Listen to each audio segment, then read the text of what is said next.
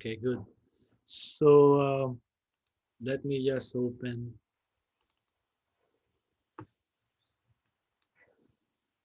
Can you guys see it? Yes.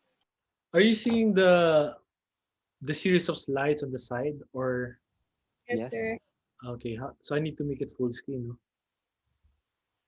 Wait. Okay.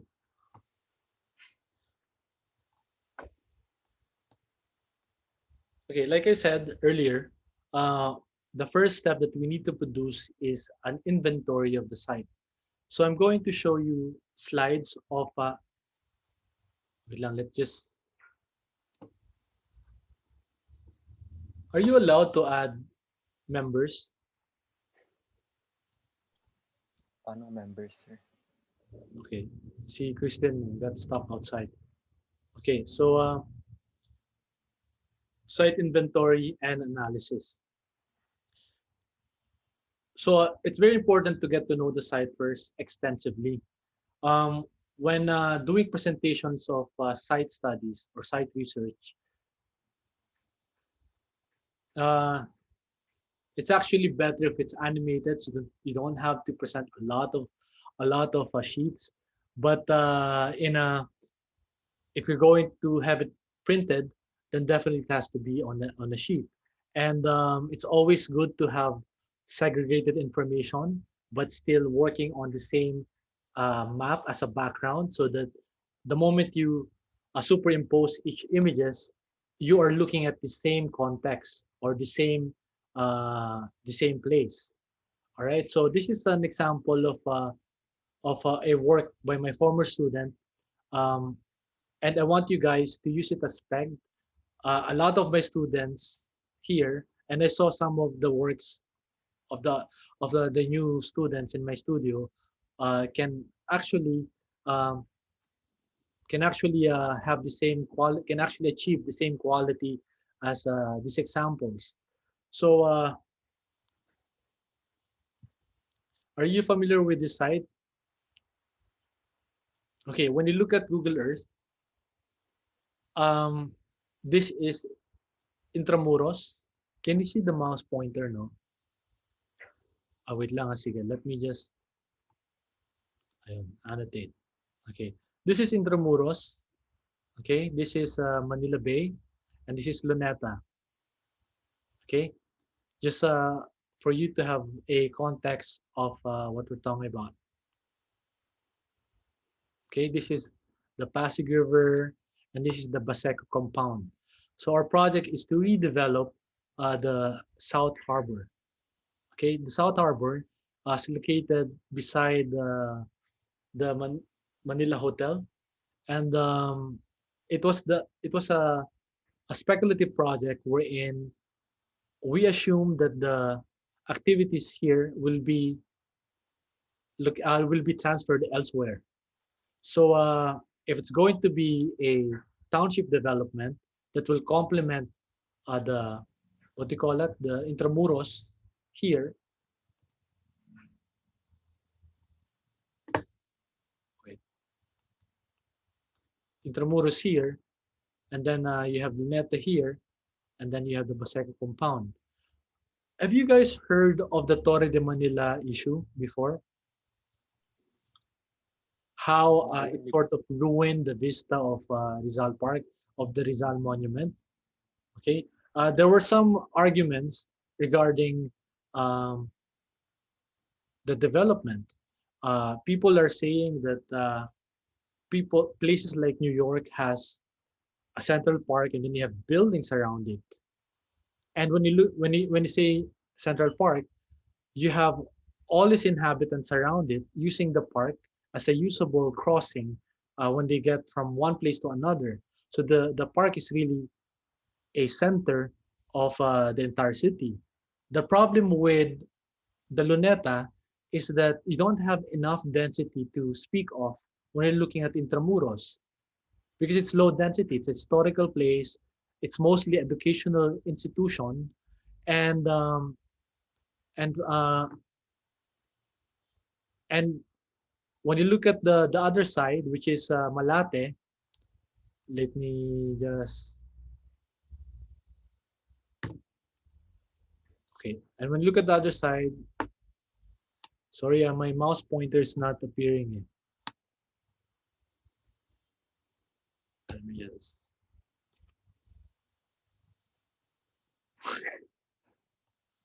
wait.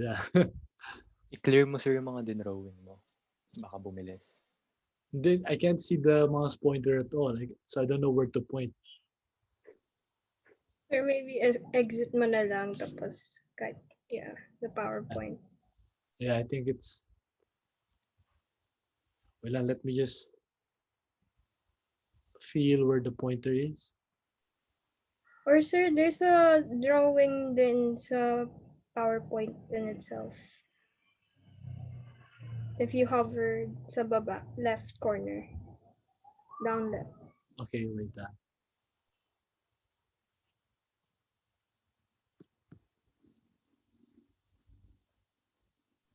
Sir.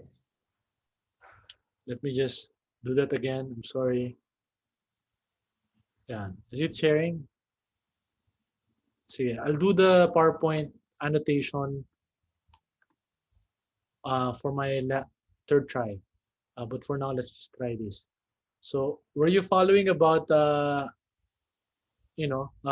density that is required for why Central Park is working? Like one side is heavy, one side is heavy, and in our case, if you have the Luneta as the Central Park, it's not working again. Sorry.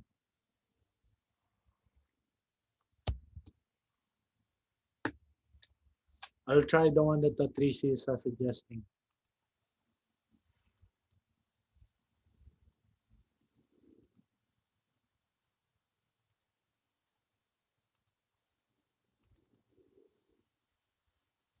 Ayun, ito. Tama ba? Yes, sir. And, There. okay. Ayun. If you're familiar with this area, this is Malate, right? And then right now there are high rises in that area. So that's okay. And you know that this area is institutional, Manila City Hall, and post office, etc. So at the backside, there's also an imbalance. So you have Torre de Manila right here. And then this one is low density and you have a lot of schools there. So for this Central Park to be activated as a park, to be appreciated by everyone, I don't think it's going to work. So somehow this proposal was sort of appropriate. And at the same time, you have the Manila Hotel. We have a good uh, Manila Bay. We have a nice bayside or bay views. And it's very ironic that cruise ships, they don't dock here. You don't even wonder when Manila Hotel is a perfect setting, a perfect backdrop for it, right? So the Manila South Harbor proposal by my former students were actually very timely and at the same time very contextual. So try to imagine walking on the boardwalk, having a sort of although there's no beach, it's like a beach lifestyle, walking towards the Manila City Hall, which is already considered a historical landmark in Manila. So so this was the development that was proposed. But again, that's not about what we're trying to achieve for our project, but I'm just showing you how this project transpired and how my students produce deliverables. In this case, there were two students who worked on this, but it was fast-paced because we had to produce architecture later on pa. What happened was there was a big master plan, and then it was subdivided into different areas so that each area will be worked on by a pair of students. So this was subdivided into mini town areas. So there are areas for leisure, there's the area for or for education, etc. So, but these maps alone were curated and drawn by just two students. And this is the kind of work that we are expecting so that you can elevate your presentation on a professional level. I asked permission from these respective students just last night to present this to you because they did an excellent job in presenting their proposal. So the line values are there, the colors are there, and the idea is there. So what do you call this one when you're looking at these shaded areas?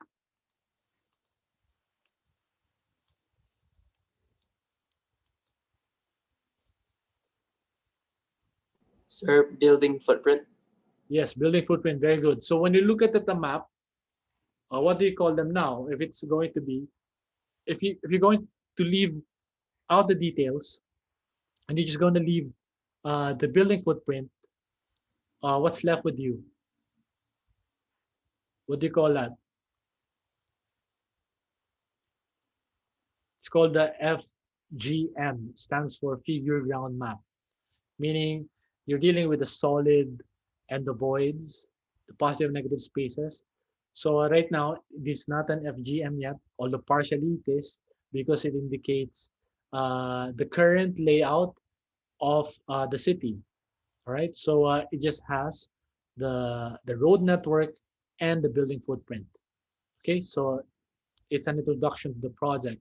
And then, of course, they have a project rationale, talking about creating a walkable, compact city that is harborfront, that is like a coastal city, etc. So this is the figure ground map, as I was saying, except that this has a road network because I think, yeah, road network. So, but normally it doesn't have the road network. It's just basically showing the figure, the building footprint. But this is a very good presentation. Normally it's inverted, but they want it to be stylistic. That's why it's uh, all black and then gray as the building footprint. So, so again, providing much information about the vicinity. And guys, we're talking about the uh,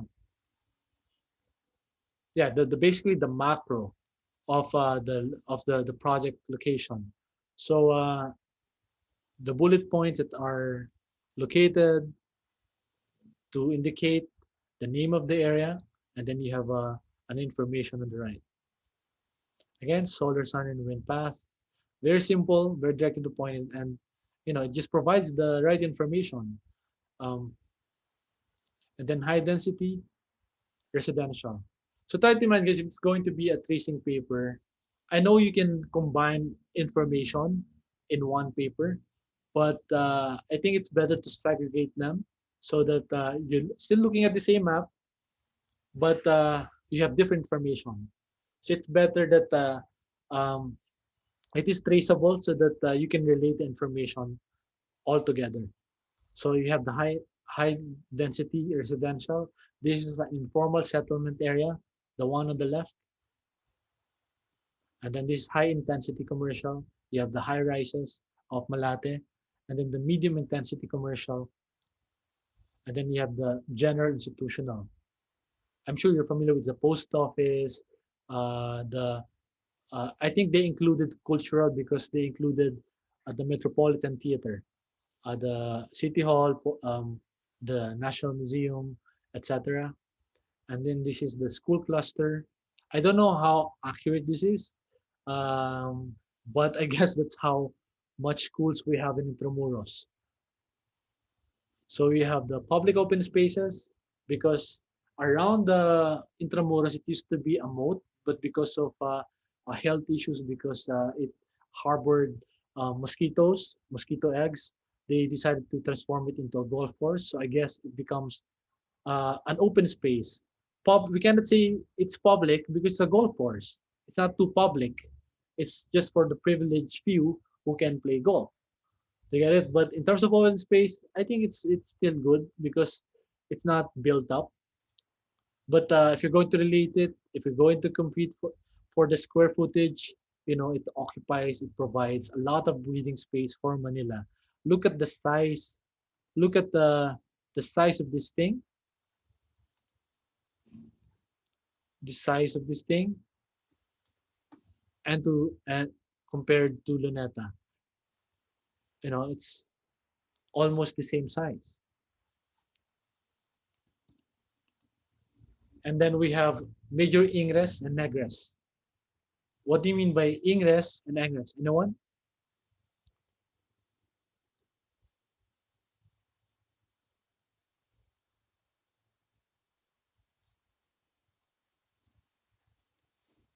Ingress, egress. Sir, I think it's the one how uh main it's kind of like the main areas where traffic can be coming. So ingress is usually when more people, I'm not so sure, but ingress is when in the start. Usually, what I remember in events is like so starts and the egress is like going out, maybe out of the city. Basically in and out, no? So it's basically talking about the access points of the development. But in this case, it's only showing one direction. Uh, but I guess what they're trying to point out is the main thoroughfare, the main roads where you can access the development. It's the same thing with any type of development, especially even if it's just going to be a house, you need to show where the main road is, and then how it connects to the minor road leading to the house. You don't need to draw the entire city. But for the case of our project, you need to draw everything so that you can get used to it. Okay, wait lang ha.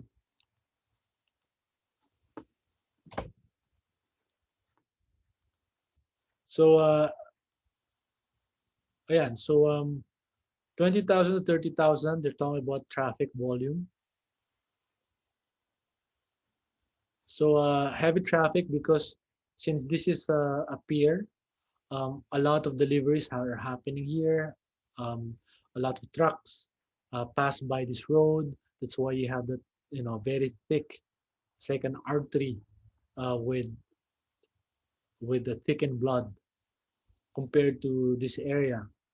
But my argument here, it's only because the roads in Malate is small. That's why it's thin. But in terms of quantifying it, I think it's a bit accurate. And then it's very important to know whether it's a small project or not, where the water line and the sewer lines are. Okay, so which one do you think is water? Which one do you think is sewer?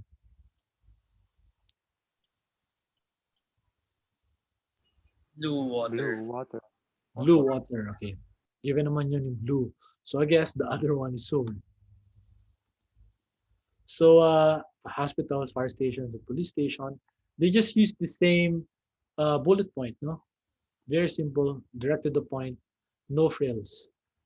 And then schools and universities, okay? And then, so how is this important? For instance, you know that these are the schools and universities and they are proposing a BGC type of development here, then definitely you will want to balance it with something educational also. Probably one of them can relocate here. Then you're not going to situate it near them, probably, or probably you're going to situate it far away from it, no? So that there's a distribution of population. And then you have the open vistas. This is quite um, disagreeable to me because when I talk about vistas, you're talking about views. I think this can be improved by showing the image of what you can see and then showing the direction on how you can see them in relation to the map, because the map already provides you an orientation. Can you see the mouse pointer, guys? Ayun mo pala eh. So I don't need to use the pen. Okay.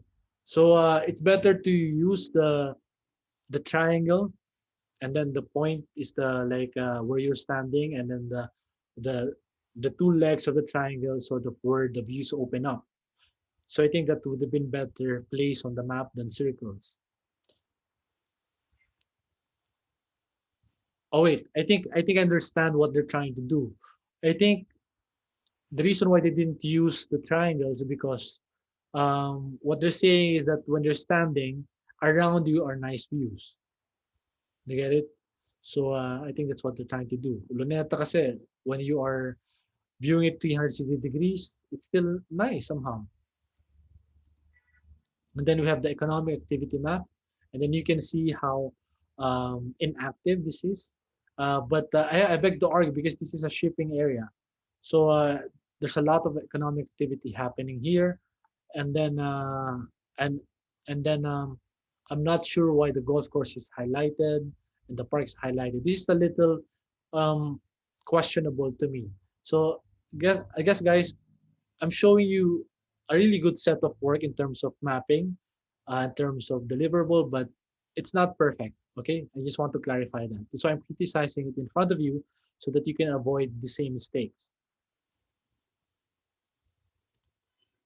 So so this is not site analysis, guys. This is just site inventory. Basically collecting information and then putting them in the map and becomes a useful tool to inform your design proposal. You're not analyzing yet. The the analysis is the action. So and when you do analyze, um, you can actually repeat those maps again and then say something about what you want to do with it. We're going to discuss it later on. But for now, we use SWOT as a site analysis. Normally, a SWOT analysis is in a bullet outline form. I'm sure you encountered that before, right? But for the purpose of our discussion, architecturally, we want it more visual because we are very visual uh, visual professionals. So what's nice about making it visual is that you can already address it architecturally because architecture is something visual and physical. And then you can already manipulate the physicality based on the analysis. So, but this one is still in a map form and just showing you how they extracted the strengths, weaknesses, and opportunities and threats when it comes to their site. So there are several sheets that talk about strengths, and in this case, they're talking about the heritage structures around the area. It would have been nice if these are numbered, and then they have a small image because I don't know if you're familiar with this area. It has the rotunda here, and then they have a sort of a tower, um, uh, the customs tower. I don't know if you're familiar. You can Google it. It's a heritage building.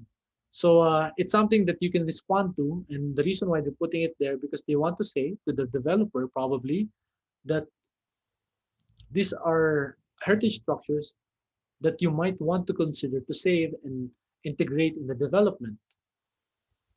So they can avoid it in the planning of this area. And then open vistas and views of the Manila Bay, again, with the same bullet uh, symbol. And then connection between Manila North Harbor and Intramuros.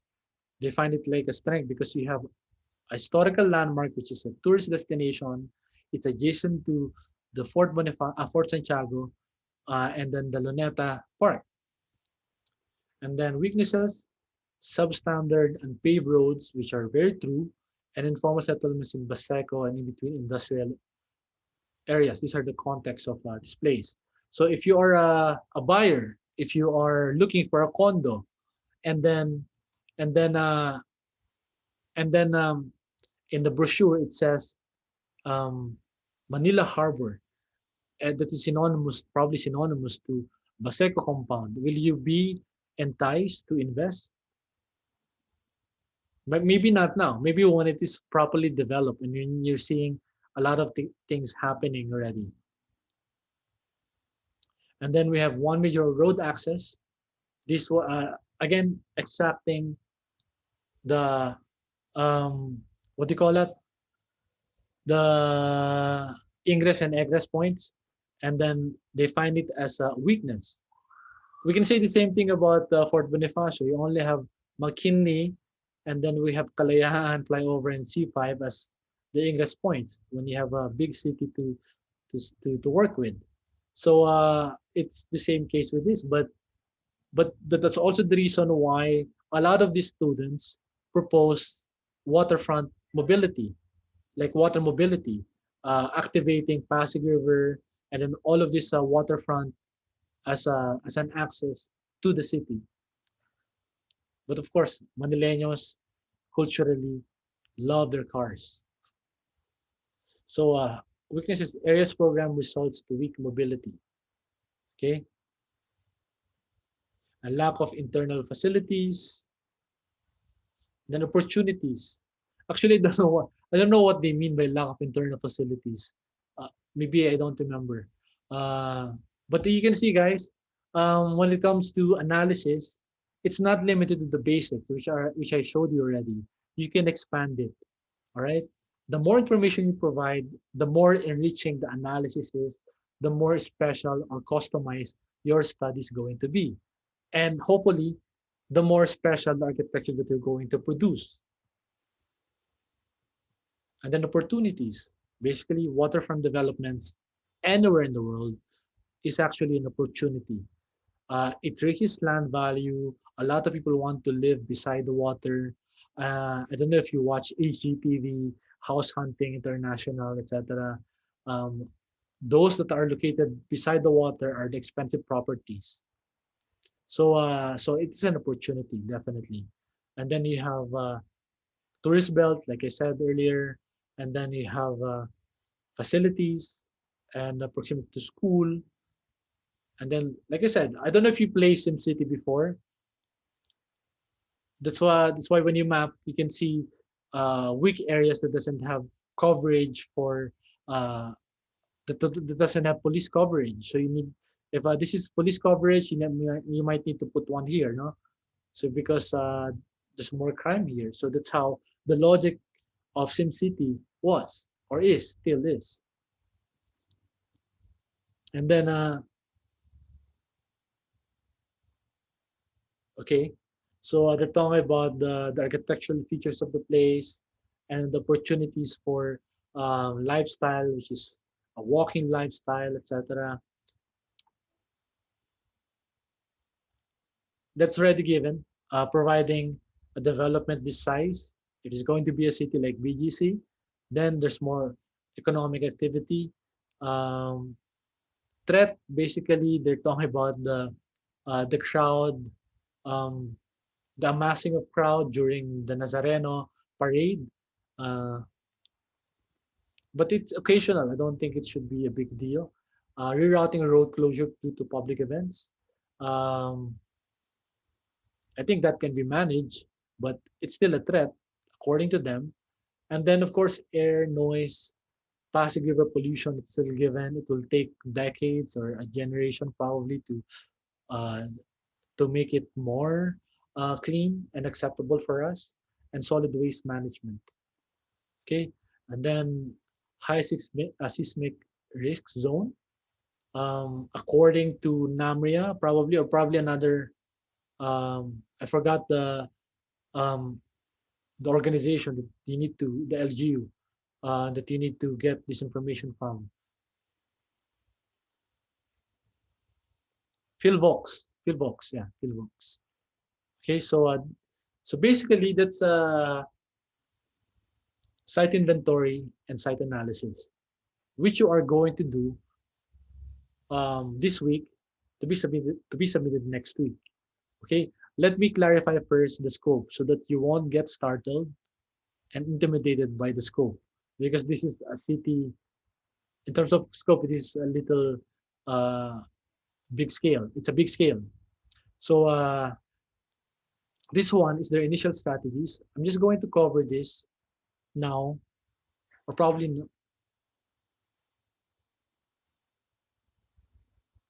okay.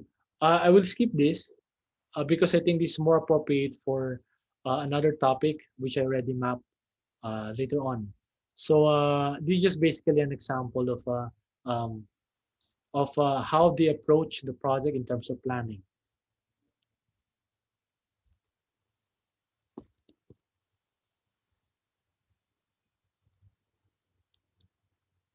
So, do you have any questions so far?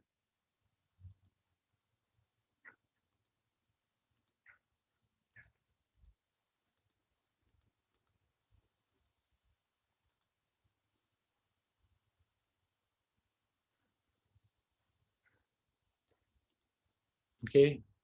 Questions? May questions ba, guys? Okay. So I'm going to share another. I skipped that part. So I'm going to